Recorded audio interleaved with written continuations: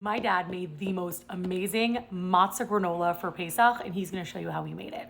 Well, this is a recipe, I gotta be honest and give credit where credit is due, that I got from a friend of mine, Carol Azos, who makes it for us every year.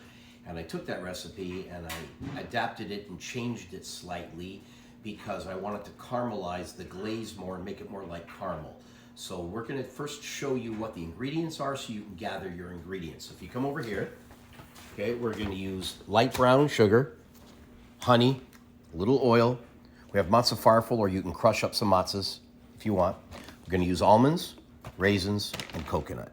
Okay, by the way, with your coconut, make sure to get unsweetened coconut because you're gonna be adding a glaze to it. Justin, did you know there's coconut in there? Have you like been coconut, eating it? but you ate it. Okay. You need 2.5 cups of matzah farfel, 1 cup of chopped up almonds or pecans. I wouldn't use walnuts, but pecans work well too. And then you want 1 cup of coconut. Okay? You're gonna put those 3 ingredients onto a sheet pan. Preferably either use some parchment paper or you could spray some non-stick stuff on it. Lay it on a sheet pan and put it in the oven on 325 for up to 15 minutes, between 12 and 15 minutes. That'll dry everything out a little bit and crisp it up.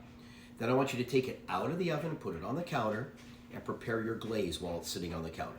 Glaze, you're gonna take 1/4 cup of oil. You could use margarine also.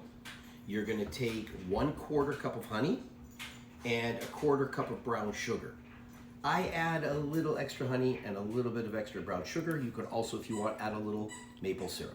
Get that going in a pot, and most people make this where you just dissolve the sugars into it. I actually let it run a little longer and I stir it, and I almost turn it into a caramel. And then I pour it over the dry ingredients on the sheet pan.